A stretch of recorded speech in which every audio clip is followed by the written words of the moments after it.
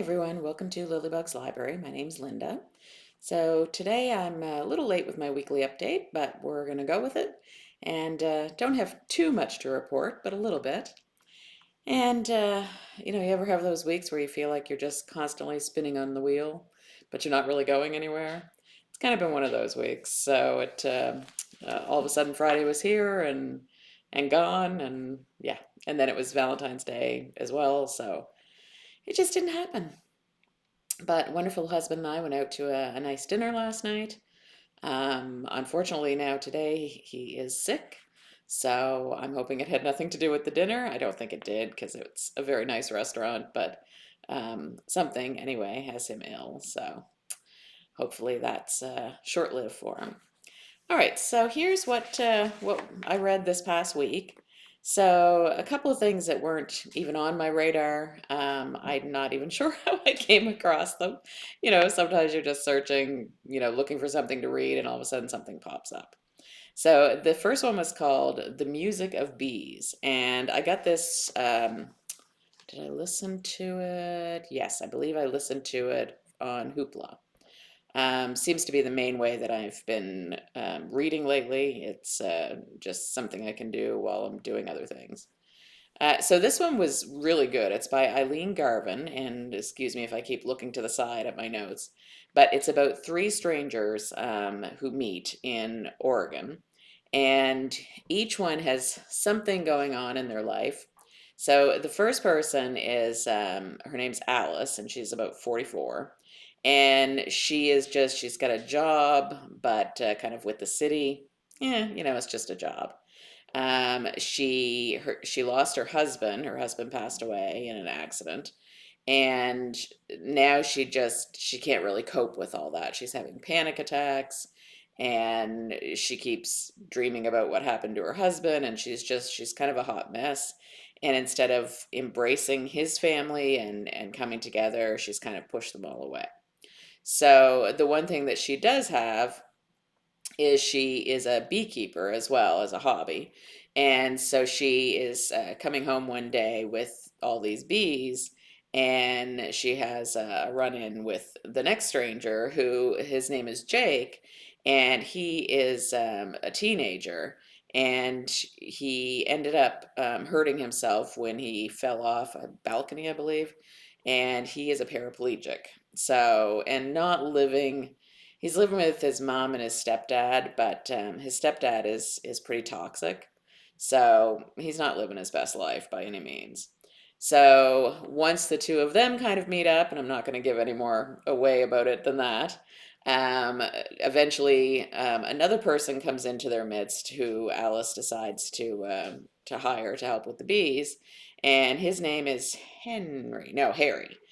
He's 24, and for him, he's got debilitating social anxiety.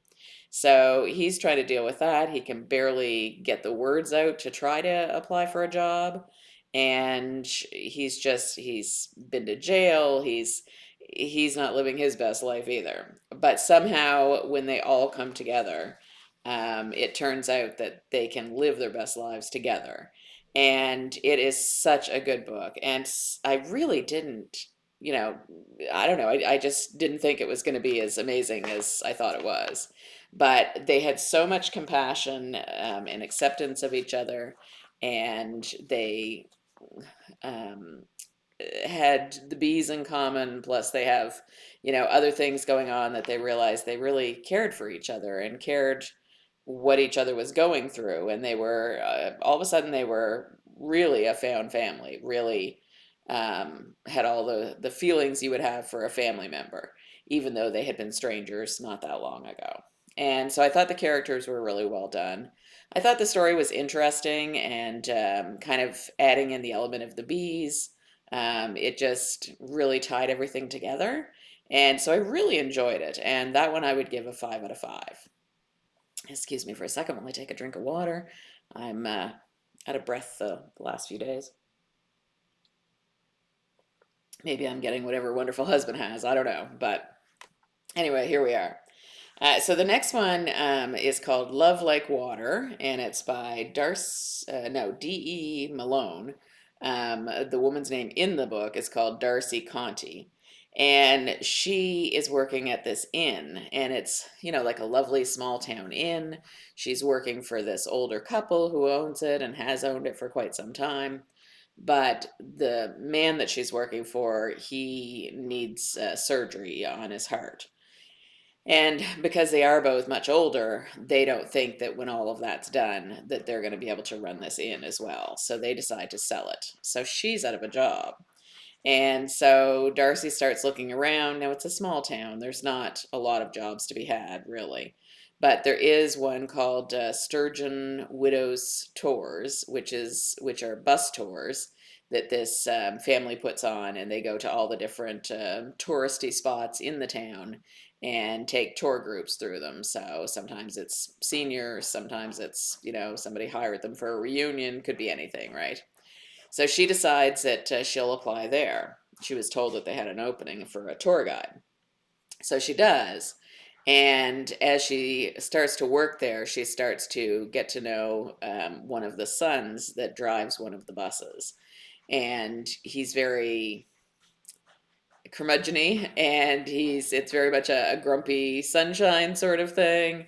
But as they start to really work with each other and start to get to know each other and not just have preconceived notions, they start to realize, how much they care about each other. And so it's really sweet and very cute and clean, kind of like a Hallmark movie, only in book form. But I was there for it. I thought it was excellent. And there is apparently a second one called Love Like Fire, which is about Darcy's best friend. And so I guess it's her love story. But again, it's not certainly not heavy reading or anything like that, but I thought it was very sweet. And so I would give that one 4 out of 5. So those are the two things I read that or finished this week. So I have been reading other things. I started, let me see. Right now I think I'm reading about 3 things. Wonderful Husband and I started The Briar Club by Kate Quinn. And that one I got from the library, so we've got 14 days to finish it. We're not getting through it that quick, so I'm hoping that I can either take it out for another 2 weeks or put it back on hold and get it back again. We'll see how it goes. And then I'm reading a couple of arcs. The first one is from Jana Rollins, and it's Goats Just Want to Have Fun. And it's the second in the Zen Goat series. And that one, I'm about 30% through, but so far it's been great. And the last one is Till the Cat Lady Sings by Ellen Riggs. And that's another one of the Bought the Farm mysteries, I think. I think that was it. It's been excellent as well, but because I'm kind of rotating through them all, they get a little mixed up in my mind occasionally. So that's what we've been reading, and yeah, I've been really enjoying everything. Nothing too heavy, really, but just some things to kind of. I keep telling myself I'm gonna like stick with one book, and that's gonna be it. I'm just not that person. So, so I have a few on the go, but enjoying them all at the moment. So I hope everybody's having a good day. It's bright and sunny here, although it's extremely cold and still pretty icy in spots. We had a storm Thursday, I think. And yeah, it was a mess. Even when we went out for dinner last night, we could see that the main streets are bare, but the sidewalks are still not great. If you look kind of into any like playground or any place that's, just places that really doesn't get plowed or anything, it's nothing but ice. So it's crazy. And I guess there's other parts of the province that are even worse. So, and then I guess we're supposed to get more of the same in later on in the weekend, so we'll see what happens. But spring would be good. All right, so I hope everybody has a great day. I'm off to the chronic pain clinic next week. I've had a referral into them since 2022, so I'm excited to finally be able to see them, see if they offer any kind of relief that I haven't already tried. All right. Talk to you soon, friends. Bye bye. I forgot a couple things. So I did want to ask if anyone out there knows any good free video editing software. What I'm using now is not bad as far as like expense, but I'm really looking to kind of get rid of as many expenses as I can.